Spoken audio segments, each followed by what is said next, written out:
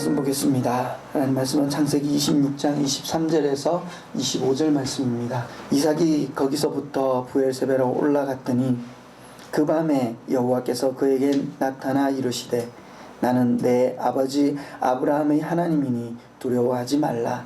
내 종 아브라함을 위하여 내가 너와 함께 있어 내게 복을 주어 내 자손이 번성하게 하리라 하신지라. 이삭이 그곳에 제단을 쌓고 여호와의 이름을 부르며 거기 장막을 쳤더니 이삭의 종들이 거기서도 우물을 받더라. 아멘. 언약이라 그러면 좀 많이 고리타분하게 생각할 수도 있습니다. 그런데 이 언약은 하나님이 세우신 언약이고 그 언약을 우리가 어떻게 잘 알고 깨달아 가느냐에 따라 가지고 우리의 삶의 방향성이 바뀌어져요. 말씀을 잘 이해하지 못하니까 엉뚱한 방향을 잡고 나아간다는 거예요. 그래서 참 하나님의 언약과 그 언약이 어떻게 우리에게 또 이루어지는지, 그리고 아브라함의 언약과 이삭의 언약, 야곱의 언약, 그 언약이 또 예수 그리스도를 통해서 신약에 세워진 교회들에게 나아가는 언약, 그리고 그 언약이 어디까지 현재 우리에게 또 어떻게 이루어지는지, 이 언약의 연결고리가 잘 풀어져 나갈 때에 우리 하나님 말씀을 믿고 나아갈 수 있는 이 힘이 되어져요. 그러다 보니까 우리가 이 말씀을 잘 연관시켜 가야 되는데요. 본문 말씀에도 보면 하나님께서 이삭에게 복을 주시는 장면이에요. 복을 주시는 장면인데 하나님은 이 이삭의 행위나 자격을 근거로 가지고 복을 주는 게 아니에요. 아브라함의 복이 너에게 임한다라는 거예요. 근데 우리가 알다시피 아브라함이 된 것은 어떻게 된 거예요? 하나님이 아브라함을 아브라함 되게 만드신 거잖아요. 하나님의 열심과 은혜 속에 나아갔던 그 열심을 아브라함 때문에 너에게 복을 준다라는 거예요. 아버지 아브라함에게 맹세한 것, 5절에 보면 이는 아브라함이 내 말에 순종하고 내 명령과 내 계명과 내 율례와 법도를 지켜서 너에게 복을 준다라는 거예요. 그러면서도 어떻게 해요? 그 삶은 늘 불안했고 쫓겨다니는 삶이었고 그러잖아요. 아내가 예쁘다는 이유로 자기의 위협을 받을까봐 아내를 아내라 얘기하지 못했던, 어떻게 보면 아브라함의 모습을 그대로 답습했던 그 모습 속에 또다시 나타나셔서 하나님께서 그에게 은혜를 베푸셨는데 그게 어디냐면 브엘세바라는 곳에서예요. 그 브엘세바는 뭐예요? 아브라함이 그 가나안 땅에 있는 그 곳, 그잖아요. 언약을 받았던 그 브엘세바에서 다시 하나님 앞에 제단을 쌓고 나아가는 모습, 거기에서 어떻게 해요? 하나님의 언약이 또다시 주어지고 거기에서 또다시 뭐예요? 이삭은 하나님 앞에 단을 쌓았다, 예배를 드렸다는 겁니다. 자, 그런 모습 속에 우리가 오늘 본문을 잘 이해하기 위해서는요, 이 창세기가 쓰여진 시점이 어디냐라는 겁니다. 창세기를 누가 기록했어요? 모세가 기록했습니다. 그러잖아요. 모세가 출애굽한 이스라엘 백성들에게 하나님이 어떠한 분이고 또 하나님의 언약이 어떠한 것이고 너희는 어떠한 백성이다라는 걸 알게 하기 위해서 모세가 기록한 말씀이잖아요. 그게 창세기입니다. 그러면 그 창세기는, 구원은 전적으로 하나님의 손에 의해 시작되어졌고 하나님의 손에 의해 완성되어진다는 것을 백성들에게 알리게 하기 위해서 기록된 것이 이 창세기라는 거예요. 그래서 1차 창세기 수신자는 광야의 이스라엘 백성입니다. 우리가 성경을 읽을 때에 잊지 말아야 될 게 한 가지가 있는데 그게 뭐냐면 전체 흐름에 교회에게 어떤 메시지를 전달하고 있는가를 먼저 봐야 된다는 거예요. 오늘 본문도 하나님께서 이삭에게 이러한 복을 약속하시면서 그 본문을 통해 또 우리 교회들에게 무언가 메시지를 전해주고 싶은 게 있다는 겁니다. 이 말씀을 준 배경은 뭐냐면 이 모세가 여러 명령을 받고 난 다음에 이스라엘 백성들에게 가장 먼저 했던 게 뭐냐면 신명기서 30장 15절에서 20절에 있는 말씀입니다. 보라, 내가 오늘 생명과 복과 사망과 화를 내 앞에 두나니. 그래요. 생명과 복은 뭐예요? 좋은 것입니다. 우리가 늘 오래 살기를 권하잖아요. 그래서 생명과 복과 그 다음에 뭐요? 반대되는 것. 사망과 화를 내 앞에 두는데 16절에 보면 곧 내가 오늘 내게 명령하여 내 하나님 여호와를 사랑하고 그 모든 길을로 행하며 그의 명령과 규례와 법도를 지키라 하는 것이라. 그리하면 내가 생존하며 뭐 산다는 거죠. 그죠? 내가 살고 번성할 것이요. 또 내 하나님 여호와께서 내가 가서 차지할 땅에서 내게 복을 주실 것이니라. 지키면 복을 받고 어기면 망한다는 거고. 근데 오늘 본문 말씀에는요, 아무 공로 없는 이삭에게 그냥 규례와 법도를 잘 지킨 아버지 아브라함의 공로로 복을 주겠다는 거예요. 사뭇 다르잖아요.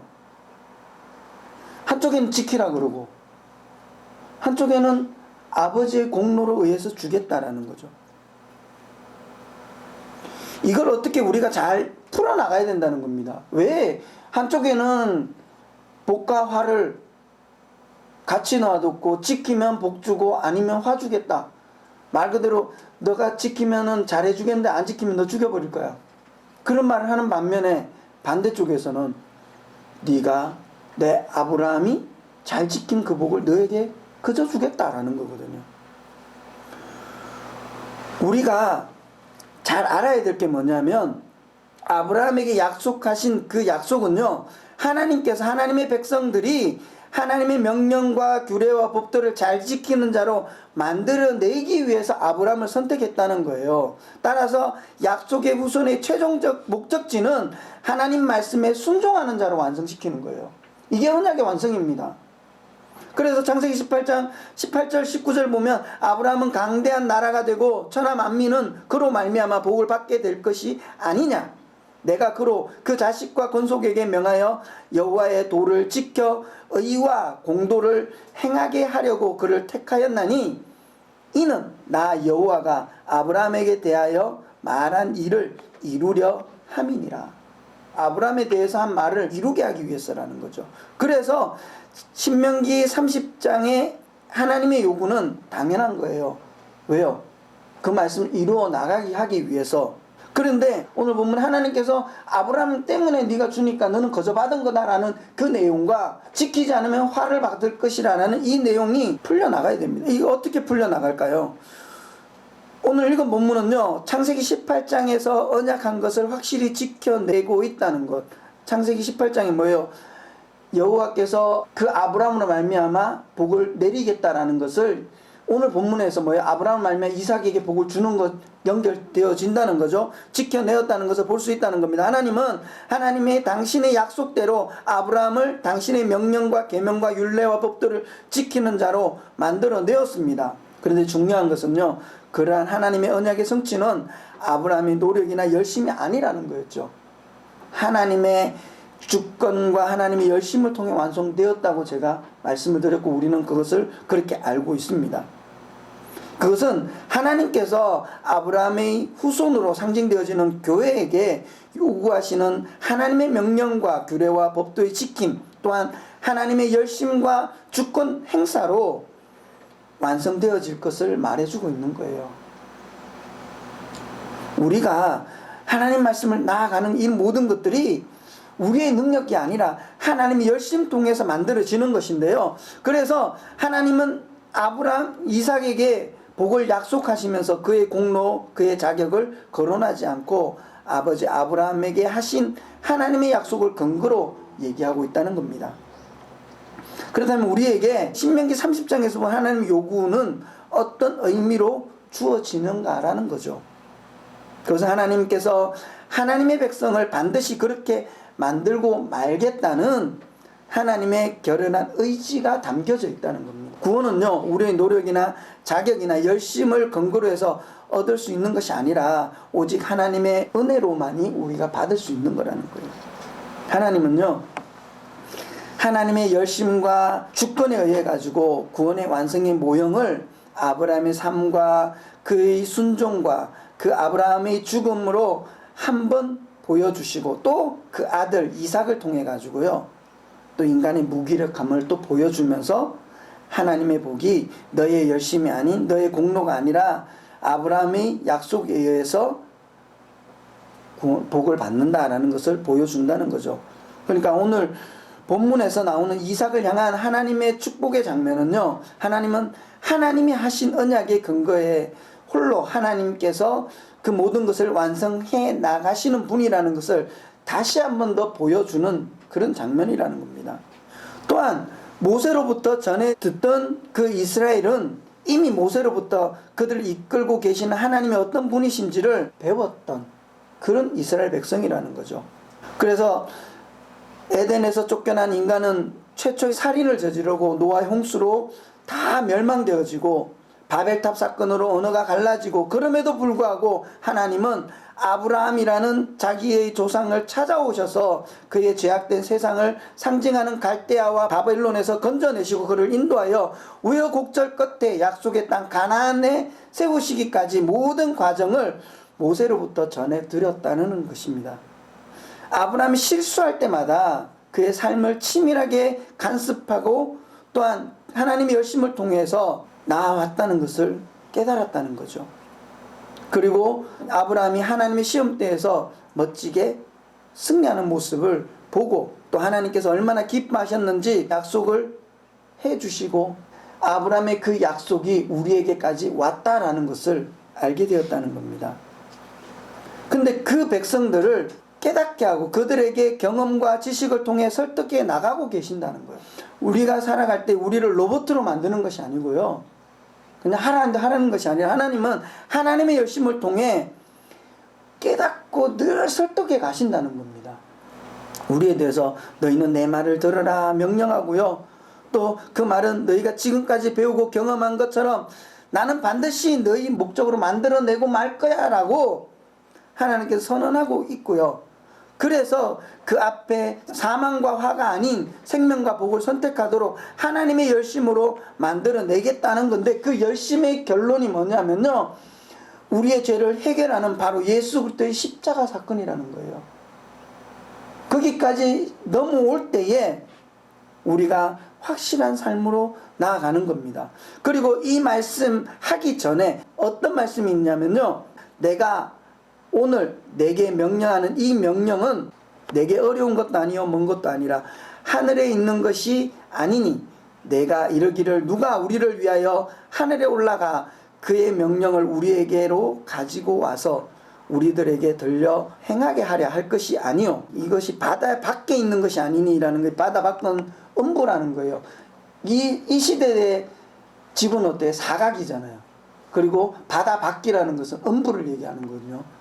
그 깊은 곳, 그 바다 밖에 있는 것이 아니라 내가 내게 이르기를 누가 우리를 위하여 바다를 건너가서 그의 명령을 우리에게로 가지고 와서 우리에게 들려 행하게 하려 할 것도 아니라, 이렇게 저렇게 할 수 없다는 거죠.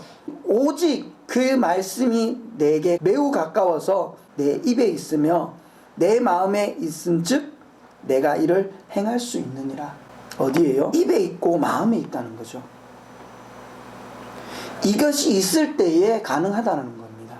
사도 바울이 인용된 말씀이 있습니다. 로마서 10장 4절에서 말씀해 보면요, 4절부터 보면 그리스도의 모든 믿는 자에게 의를 이루기 위하여 율법이 마침이 되시니라. 모세가 이르되 율법으로 말미암아 의를 행하는 사람은 그의 의로 살리라 하였거니와 믿음으로 말미암은 의는 이와 같이 말하되 내 마음에 누가 하늘에 올라가겠느냐 하지 말라 하니, 올라가겠느냐 하면 그리스도를 모셔 내리는 것이요, 혹은 누가 무저갱에 내려가겠느냐 하지 말라 하니, 내려가겠느냐 하면 그리스도를 죽은 자 가운데서 모셔 올리는 것이라. 그러면 무엇을 말하느냐? 말씀이 내게 가까워 내 입에 있으며 내 마음에 있다 하였으니 곧 우리가 전파하는 믿음의 말씀이라. 내가 만일 내 입으로 예수를 주로 시인하며 또 하나님께서 그를 죽은 자 가운데서 살리신 것을 내 마음에 믿으면 구원을 받으리라. 사람이 마음으로 믿어 의에 이르고 입으로 시인하여 구원에 이르느니라 되어 있습니다. 4절에 보면 율법에 관한 이야기가 나오는데요, 교회가 율법을 지켜서 교회로 선택된 것이 아니라 예수 그리스도가 율법의 마침이 되었다라는 거예요. 예수 그리스도가. 그 말은 다른 말로 하면 예수님이 하나님의 명령과 규례와 법도를 지켜서 우리가 교회된 것이지 우리의 노력이나 수고를 보태서 그렇게 된 것이 아니라는 거예요. 예수 그리스도의 십자가 사건을 통해 가지고 우리가 교회로 태어났다는 겁니다. 그리고 우리는 어떠한 요구가 없는 거죠. 그러잖아요. 그래서 어떻게 해요? 우리는 하나님의 은혜 가운데 살아가는 삶이고 하나님의 능력과 믿음과 말씀 따라 세움을 받은 자들이라는 겁니다. 결국은 우리의 노력으로는 이것을 이루어낼 수 없고 하나님께서 우리의 마음에 심어 넣겠다는 겁니다. 이게 어디에 나오냐? 예레미야서 31장 31절에 33절에 나오는 말씀인데요. 여호와의 말씀이니라. 보라, 날이 이르니 내가 이스라엘 집과 유다의 집에 새 언약을 맺으리라. 새 언약 얘기가 나옵니다. 이 언약은 내가 그들의 조상들의 손을 잡고 애굽 땅에서 인도하여 내던 날에 맺은 것과 같이 아니한 것은, 그러니까 이스라엘 백성들을 끌어냈을 때 그때 맺은 언약과 같지 않다는 거예요. 그게 새 언약입니다. 그게 뭐냐면 내가 그들의 남편이 되어도 그들이 내 언약을 깨뜨렸습니다. 그럼 뭐예요? 하나님이 남편이 되어서 그들을 이끌어왔는데 그들의 언약을 깨버렸다는 거예요. 결국은 그들의 언약대로 살지 않고 깨어졌다는 거죠. 그러나 거기서 끝난 게 아닙니다. 33절에 보면요. 그러나 그 훗날에 내가 이스라엘 집과 맺은 언약은 이러하니, 그러니까 다시 맺는 거죠. 내가 나의 법을 그들의 속에 하나님의 법을 두고 그들의 마음에 기록하며 나는 그들의 하나님이 되고 그들은 내 백성이 될 것이라. 여호와의 말씀이니라. 결국은 뭐예요? 하나님께서 그들의 마음에 기록하고 그들의 법을 그 속에 둔다는 거예요. 하나님은 이미 우리에게 보여주신 아브라함과 이삭을 통해서 보여주신 하나님의 열심과 그 복이 우리에게 새 언약으로 수여되어진다는 겁니다. 옛 언약이 무너지는 것이 아니라 그 옛 언약을 하나님께서 우리에게 다시금 박아주는 거예요. 새겨서 지킬 수 있는 자로. 그게 뭡니까? 우리가 죽고 그리스도로 사는 거잖아요. 그게 세례예요. 그래서 에베소서 1장 3절부터 보면 찬송하리로다. 하나님 곧 우리 주 예수 그리스도의 아버지께서 그리스도 안에서 하늘에 속한 모든 신령한 복을 우리에게 주시되. 그래, 하늘에 속한 곧 창세전에 그리스도 안에서 우리를 택하사 우리로 그 사랑 안에서 그 앞에 거룩하고 흠없게 하시려고 그 기쁘신 뜻대로 우리를 예정하사 예수 그리스도로 말미암아 자기 아들들이 되게 하셨으니 이는 그가 사랑하는 자 안에서 우리에게 거저 주시는 바 그의 은혜의 영광을 찬송하게 하려는 것이라. 이는 우리가 그리스도 안에서 전부터 바라던 그의 영광의 찬송이 되게 하려 하십니다. 그의 영광의 찬송. 전부터 바라던 바 뭐예요? 우리는 거룩하고 흠없는 자로 만들기 위해서 나아갔다는 겁니다. 결국은요, 창세기 18장에 하나님의 언약이 그대로 우리에게 나타나는 거라는 거죠. 거룩하고 흠없는 자, 누구를 통해서? 예수 그리스도를 통해서 우리를 세워가는 겁니다. 근데 우리가 알아야 될 게 있어요. 우리가 살아가면서 그럼 우리는 아무것도 안 해도 되겠네. 하나님의 열심 속에 하나님 은혜 가운데 가면 우리는 아무런 의미 없이 그냥 살면 하나님께서 해주시겠네? 아니에요. 반드시 기억할 건 뭐냐면 전적 하나님의 의지가 필요한 만큼 전적 인간의 노력도 있어야 된다는 거예요. 인간의 수고가 없이는 하나님의 노력 속에 또 인간의 수고가 함께 가요. 하나님의 은혜가 100이면요 인간의 수고도 100이 되어야 된다는 겁니다. 주저앉는 삶이 아니라는 거죠. 살아내게끔 살아가야 된다는 겁니다. 수영이라는 거죠. 저도 수영을 배우다가 말아가지고 잘 모르는데요. 수영을 배울 때에 가장 먼저 하는 것은 물을 두려워하지 않는 거예요. 의지하는 겁니다.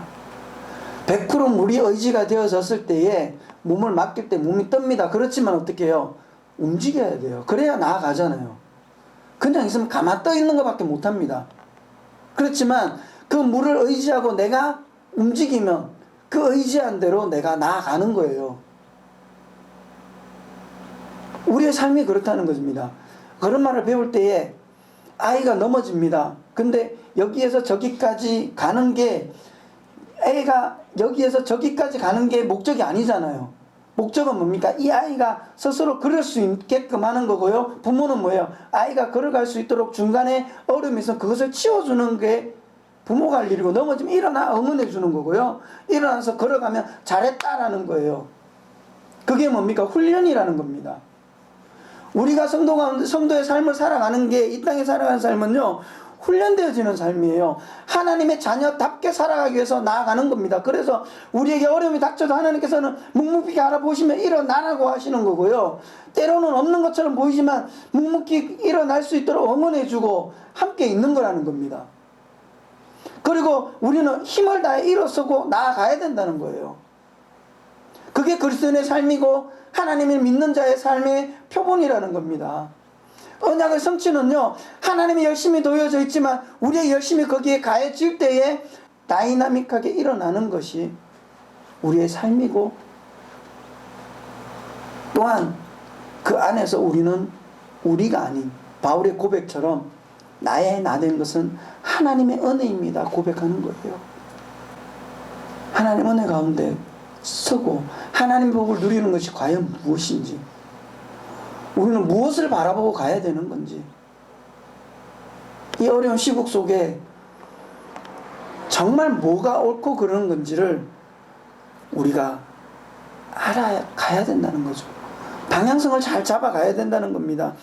하나님의 열심이 우리의 열심 가운데 가지만 우리는 나타낼 거 없는 자라는 거죠. nothing, 우리는 아무것도 아니라는 겁니다. 하나님 은혜 가운데 얹어졌을 때에 그게 힘이 되어지는 것이지, 하나님의 은혜로 살아가는 존재이고, 하나님의 언약은 우리에게 하나님 은혜로 주어진 것이기 때문에 거저 우리는 살아갑니다. 하지만 우리는 최선을 다해 살아가야 되는 삶이라는 것을 잊지 말아야 된다는 겁니다. 우리가 하나님의 은혜를 의지하고 하나님의 명령을 규례를 지켜 나아갈 때에, 말씀대로 살아갈 때에 우리가 하나님의 은혜 가운데 지어져 가는 거고요. 그리스도의 장성한 분량까지 성장되어지는 겁니다. 그리스도의 장성한 분량이 뭡니까? 그리스도의 머리가 뭡니까? 결국은 하나님의 말씀에 순종하여 십자가에 죽기까지 순종했던, 그게 그리스도의 장성한 분량까지 성장하는 겁니다.